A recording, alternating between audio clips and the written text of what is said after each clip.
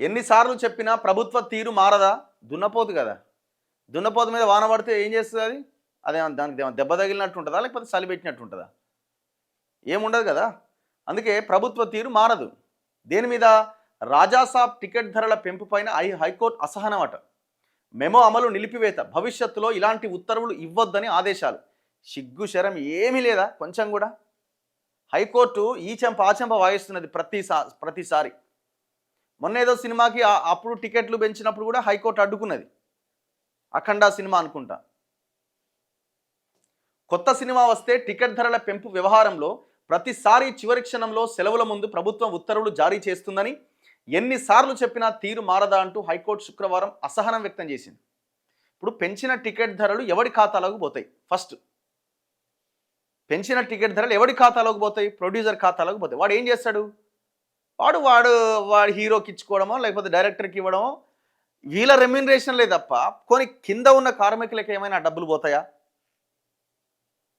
చెప్పండి. అసలు ఎంత ఎంత ఇప్పుడు ఒక ఉద్యోగి 8 గంటలు 9 గంటలు పనిచేస్తే ప్రభుత్వ ఉద్యోగి ఎంత జీతం వస్తుంది? ఆయనకి పెద్ద ఉద్యోగం అనుకోండి, ఒక కలెక్టర్ అనుకోండి, 2 లక్షలు 3 లక్షలు జీతం వస్తుంది. అంతేనా? అంతకంటే 20 లక్షలు వస్తుందా?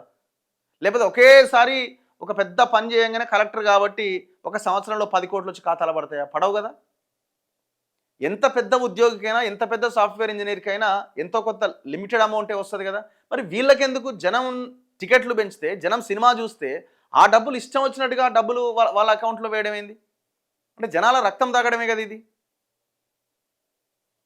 మళ్ళీ అది సినిమా టైంలో 2 వారాల లోపు టికెట్ల ధరలు ఇష్టం వచ్చినట్టు పెంచుకోవడం, అసలు ఇది ఏం ఆర్డర్ ఇది? మరి మంత్రి గారికి ఏమి ఇచ్చారో, మరి మంత్రి గారికి ఏం సెటిల్ చేశారో లేకపోతే ఏం సప్లై చేశారో మరి మంత్రి గారు మైమరిచిపోయి ఇచ్చి ఉంటాడు.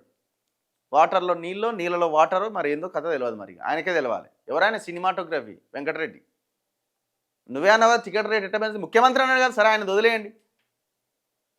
మీరు చూడండి, ఇట్లనే కోట్లు అన్నాయనుకోండి, మాట్లాడినాయి అనుకోండి, సపరేట్ ఒక చట్టమే తెచ్చి పడేస్తారు వీళ్ళు అవసరమైతే.